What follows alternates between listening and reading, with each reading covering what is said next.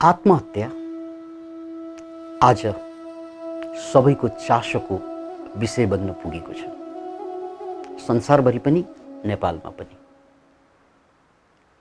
अतः यो आत्महत्यासम्म कसरी पुग्छन् भन्ने जिज्ञासा छ धेरै मान्छेको, र यही जिज्ञासालाई सम्बोधन गर्दै म डिप्रेसनका 5 चरणको कुरा गर्दैछु। डिप्रेसन जो कोहीलाई पनि हुन सक्ने समस्या हो,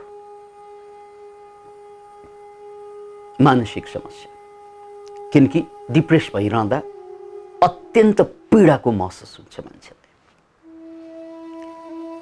डिप्रेसन पहिलो चरणमा डिप्रेसन जस्तो लाग्दैन, याद राख्नुहोस् यो कुरा। डिप्रेसनको पहिलो चरणमा कसैलाई पनि डिप्रेसन जस्तो लाग्दैन। मान्छे डिप्रेसनमा फँसिसकेको हुन्छ तर उसलाई लाग्दैन म डिप्रेसनमा छु भन्ने। यदि उसले पहिलो चरणमै ल गडबड भएको छ है भन्ने संकेत पाएको भए ऊ डिप्रेसनमा फस्दैन थियो, र डिप्रेसनमा नफसेको भए आत्महत्यासम्म यात्रा पुग्दैन थियो। याद राख्नुहोस्। त्यसैले यदि आत्महत्या फल हो भने डिप्रेसन यसको बिउ हो भनेर बुझ्नुपर्छ। के रे यदि आत्महत्या फल हो भने डिप्रेसन यसको बिउ हो। यदि बिउलाई नै हामीले फुट्दियौँ भने त्यसबाट फल कहिल्यै पनि लाग्दैन।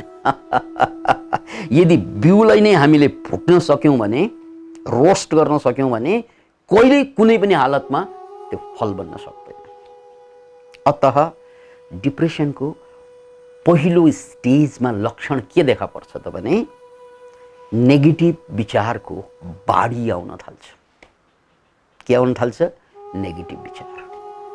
त्यो नेगेटिभ विचारले उसलाई पीडा दिन्छ, डर पैदा गर्छ, कोहीसँग भेट्न मन लाग्दैन, केही गर्ने जाँगर बिस्तारै मर्दै जान्छ।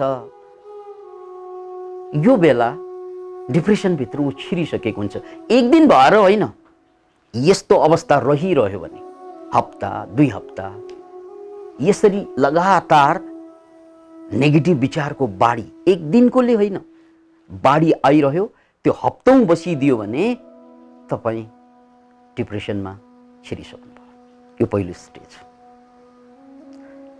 अब दोस्रो स्टेज यो पाक्दै गएपछि योभन्दा कडा अवस्थामा छिर्छ मान्छे। यो दोस्रो स्टेजमा सुरुमा नेगेटिभ विचारको बाढी आयो। दोस्रो स्टेजमा अब शरीरमा त्यसको लक्षण देखा पर्न थाल्छ। सामान्य मान्छेलाई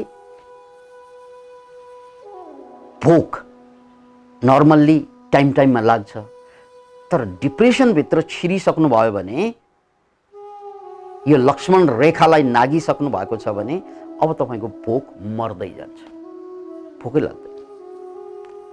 परिणाम के हुन्छ? भोक लागेन भने कम खाइन्छ या खाइँदैन र शरीर सुस्त हुँदै जान्छ, कमजोर।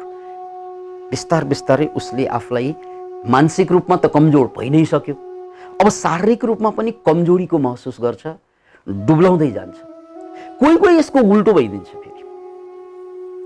यानी डिप्रेसनको दोस्रो स्टेजमा छिर्ना साथ अरू सारा इन्ट्रेस्ट मर्दै जान्छ, कमजोर हुँदै जान्छ, अनि एउटै मात्र इन्ट्रेस्ट बाँकी रहन्छ, स्वादको। खाएको खाइ गर्दै। किनकि अब उसको इन्ट्रेस्ट केहीमा छैन, मात्र स्वादमा। उसले अरू चिजबाट स्वाद लिन सक्दैन खानाबाट बाहेक। त्यसपछि उसले धेरै खान थाल्छ, र धेरै खाएपछि अब फेरि प्रभाव शरीरमा देखा पर्छ। शरीर मोटो हुँदै जान्छ, झन्झन मोटो घ्वाक हुँदै जान्छ। तर शरीर मात्रै घ्वाक हुन्छ, बल कम हुँदै जान्छ। धेरै खाए मल, थोरै खाए बल भनिन्छ। त्यस्तै हुन्छ। उसलाई शरीर मोटाको थाहा त हुन्छ, तर डिप्रेसन भएको अझै पनि थाहा नै हुँदैन। स्वभाव बदलेको पनि थाहा हुन्छ, तर त्यसलाई डिप्रेसन भनिँदैन। परिवारलाई पनि थाहा हुँदैन। पहिला भन्दा यो बदलियो, यो मान्छे नेगेटिभ रूपमा बदलिरहेको छ, उसको शरीर बदलिरहेको छ, ऊ सुस्त भइरहेको छ, यो दोस्रो स्टेजमा छिरिसक्यो, कडा स्टेजमा। किनकि पहिला मानसिक स्टेज थियो, अब मानसिकताबाट शारीरिक स्टेजमा आइसक्यो, शरीरमा आइसक्यो, शरीर देखा पर्ने ठाउँमा। यो बेला पनि न परिवारलाई, न साथीभाइलाई, न उसलाई, कसैलाई पनि यो डिप्रेसन भन्ने थाहा नै हुँदैन। याद राख्नुहोस्, दोस्रो स्टेजमा यसलाई सम्बोधन गरिएन भने, यसलाई एड्रेस गरिएन भने, यसलाई बुझ्न सकेन भने यो पनि पाक्दै जान्छ। समयको साथसाथमा यो डिप्रेसन पाक्दै जान्छ अनि झन् खतरनाक स्टेज तेस्रो स्टेजमा छिर्छ। तेस्रो स्टेजमा छिर्दा अब ऊ सुत्न सक्दैन, निद्रै लाग्दैन, इनकेस लागे पनि बिचैमा उठिदिन्छ। अनि त्यो रातभरि निद्रा नलागेको पीडितमा नेगेटिभ कुराको बाढी आउँछ। सुत्न नसकेर गाह्रो एकातिर छँदैछ, त्यो गाह्रो सुताइको कमीले पनि ल्याउने गाह्रोपन र अर्को नेगेटिभ विचार, त्यो दुई कुरा जोडेपछि उसको शरीरमा नेगेटिभ केमिकल, स्ट्रेस हर्मोन अत्यन्त बढ्न थाल्छ। परिणामस्वरूप ऊ पहिलाको स्टेज भन्दा, दोस्रो भन्दा अझै बढी खस्कन्छ, अझै सुस्त। किनकि सुत्न सकेन भने उठ्न गाह्रो हुन्छ। जो ठिकसँग सुत्न सक्दैन, ठिकसँग उठ्न सक्दैन। त्यसपछि उसले आफूलाई चारैतिरबाट चेपिएको महसुस गर्न थाल्छ अनि परिवारसँग कचकच, परिवारसँग गुनासो, अनि भित्रैदेखि रिस, मलाई यसले वास्ता गरेन, उसले वास्ता गरेन, यो गरेन, त्यो गरेन, यस्ता गुनासाहरू रिसको रूपमा परिवर्तित भइरहेको हुन्छ। यानी आक्रोश, सबै कुराप्रति आक्रोश। किनकि ऊ ठिकसँग उठ्न पनि सकेको छैन अहिले, किनकि ठिकसँग सुत्दैन। यहाँसम्ममा यदि उसले आफूलाई मलाई डिप्रेस भएको भनेर बुझिदिएको भए सहजै बाहिर आउन सकिन्छ। यहाँसम्म पनि केही कुरा, ठुलो कुरा बिग्रेको छैन। यतिसम्ममा पनि गुनासो धेरै छ, आक्रोश बढेको छ, वजन घटेको छ वा बढेको छ, निद्रा हराइसकेको छ, अथवा कोही यसको उल्टो लामो लामो सुत्दिने, 10 घण्टा, 12 घण्टा, 14 घण्टा, अनि जति सुत्यो त्यति फ्रेस नहुने, झन् गाह्रो हुने। उठ्यो कि नेगेटिभ विचार। यसरी तेस्रो स्टेजसम्म यो डिप्रेसन अझै रोग भन्न मिल्दैन। यहाँसम्म डिप्रेसन नयाँ जीवनको सङ्केत हुन्छ। किनकि यहाँसम्ममा उनले के बुझिसकेको हुन्छ, संसारमा कतै पनि टेस्ट छैन, स्वाद छैन, जसलाई अध्यात्ममा वैराग भनिन्छ। त्यो एक किसिमबाट नकारात्मक बाटोबाटै सही त्यो वैराग्यता प्राप्त भइसकेको हुन्छ। त्यसकारण यहाँसम्मको डिप्रेसन भनेको रोग होइन। यहाँसम्मको डिप्रेसन भनेको, यो तेस्रो स्टेजसम्मको डिप्रेसन भनेको यो जागरणको लागि भूमिका बन्न सक्छ, यो नयाँ जीवनको लागि भूमिका बन्न सक्छ। तर यो लेभललाई सम्बोधन गरिएन भने, बुझ्न सकिएन भने, अब चौथो लेभलमा छिर्ना साथ कुनै कामै गर्न सक्दैन। तेस्रो लेभलमा उसले काम गरिरहेको हुन्छ, तेस्रो लेभलमा जाँगर मरिसकेको हुन्छ, तर बल जफ्ती भए पनि उसले केही न केही गरिरहेकै हुन्छ। कर्तव्य छोडेको हुँदैन, कर्म छोडेको हुँदैन। चौथो लेभलमा उसले कर्म गर्न सक्दैन। Hands up. पढिरहेको विद्यार्थी अब कलेज स्कुल जान छोडिदिन्छ। जागिर खाइरहेका मान्छे, पसल गरिरहेका, दोकान गरिरहेका मान्छे अब त्यो गर्न सक्दैन। ऊ कोल्याप्स भयो। यो अवस्थालाई डिप्रेसन रोग भन्न सकिन्छ। अब यहाँ पुगिसकेपछि बल्ल आफूलाई रियलाइज के हुन्छ, म डिप्रेसनको शिकार भयो। किनकि अब फिजिकल्ली केही गर्न सकेन, गरिरहेका सारा काम समाप्त भयो, कलाप्स भयो। यो बेला मात्रै बिरामीलाई पनि बोध हुन्छ र बिरामीलाई बोध हुँदा परिवारलाई पनि बोध हुन्छ, साथीभाइलाई पनि बोध हुन्छ, यो बिरामी परिसक्यो, किनकि अब यसले केही गर्दैन। तर यो जागरणको लागि अलि ढिलो भइसक्यो। तेस्रो स्टेजमा गर्न सकिरहेको अवस्था, अब केही गर्न नसक्ने अवस्था, अब अरूले गर्नुपर्ने अवस्था हुन्छ। यो अवस्थामा यदि डक्टर पाइएन, काउन्सिलर पाइएन या थेरापिस्ट पाइएन भने यो अवस्थामा डक्टर, थेरापिस्ट, काउन्सिलर या योग्य गुरु यो अवस्थामा पाइएन भने, किनकि यो अवस्थामा सम्म उसको जिजीविषा बाँकी रहन्छ। के बाँकी रहन्छ? जिजीविषा। जिजीविषा भनेको बाँच्ने इच्छा। याद राख्नुहोस्, बाँच्ने इच्छा यहाँ पनि बाँकी रहन्छ। मैले अस्पतालमा जानुपर्छ, ऊ स्वीकार गर्छ। डक्टरलाई भेट्नुपर्छ, स्वीकार गर्छ। या कुनै ट्रेनिङ लिनुपर्छ, काउन्सिलिङ लिनुपर्छ, ऊ स्वीकार गर्छ, किनकि उसले आफूलाई डिप्रेस भएको जानिसकेको हुन्छ यो अवस्थामा।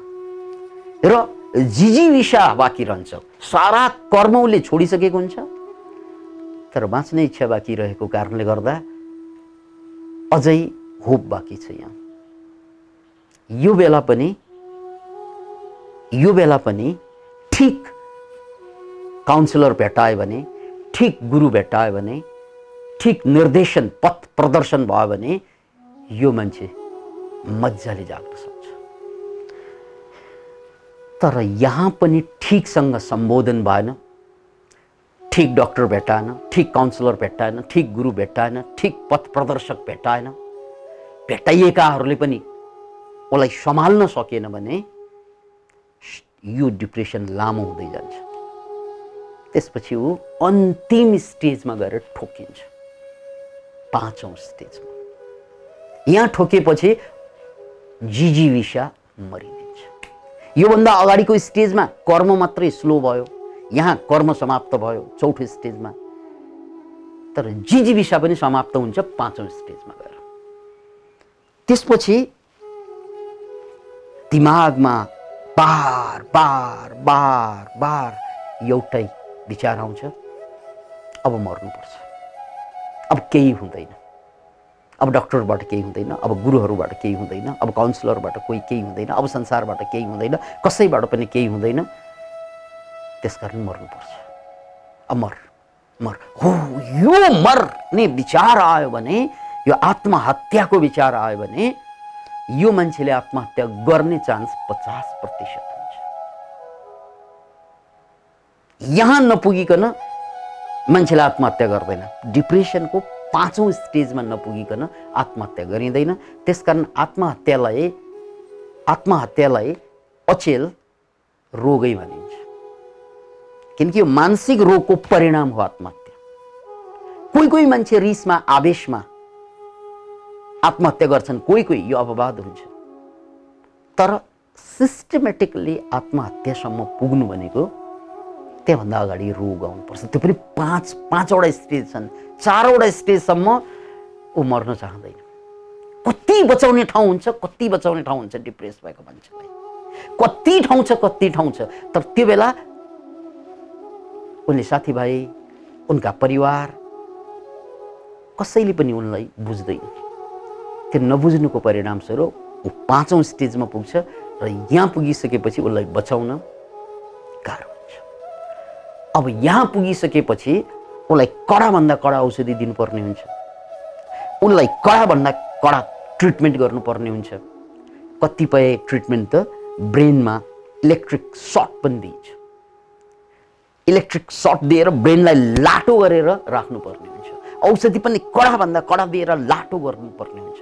अब यसरी ब्रेनलाई, मस्तिष्कलाई लाटो पारेर उसलाई जीवित पार्नु मात्रै विकल्प बाँकी रहन्छ 5औं स्टेजमा। र यसरी जीवित हुँदा उसले केही पनि गर्दैन, ऊ लट्ठिएको हुन्छ। ऊ एक किसिमबाट छन् त छ मान्छे, काम केही नगरेपछि, जाँगर केही नगरेपछि दुःख पनि पीडा पनि हुँदैन, किनकि लट्ठिसकेको छ। अब जीवन एक किसिमबाट खेर जान्छ। अतः कि आत्महत्या कि जीवन खेर जाने स्टेज, यहाँ जोगिनु र मर्नु बराबर हुने स्टेज, त्यहाँ पुग्न अगाडि नै यदि हामीले डिप्रेसनको पहिलो लक्षणदेखि नै सम्बोधन गऱ्यौँ भने, गरायौँ भने सबै मान्छे बच्न सक्छ मात्र होइन, यिनीहरू उठ्न सक्छ। त्यसकारण नेगेटिभ विचारको बाढी आउनु यो शुभ लक्षण हुन सक्छ। किन त भन्नाले लाइफस्टाइललाई चेन्ज गर। तिमीले जे गरेर बाँचिरहेका छौ त्यो गलत, तिम्रो लाइफस्टाइल गलत, तिम्रो पारिवारिक संरचना गलत, तिमीले बाँच्ने तरिका गलत, खाने तरिका गलत। त्यसकारण चाहिँ चेन्ज भन्ने सङ्केत हो त्यो नेगेटिभ विचारको बाढी आउनु। त्यही बेला सम्हाल्न सकिन्छ। दोस्रो स्टेजमा पनि नेगेटिभ विचारको बाढी आइरहेको हुन्छ, तेस्रो स्टेजमा पनि आइरहेको हुन्छ र त्यो बेला सङ्केत दिइरहेको हुन्छ, शारीरिक सङ्केत। त्यो सारा सङ्केत भनेको चेन्ज, लाइफस्टाइललाई चेन्ज गर। र लाइफस्टाइललाई चेन्ज गर्नु भनेको अगाडिको लाइफभन्दा अझ शक्तिशाली भएर माथि आऊ, अझ शक्तिशाली भएर उठ। यो उठ्ने सङ्केत थियो। तर पहिलो, दोस्रो, तेस्रोलाई इग्नोर गरेपछि चौथोमा पुग्छ। त्यहाँबाट चाहिँ चेन्ज गर्ने सम्भावना बढ्छ।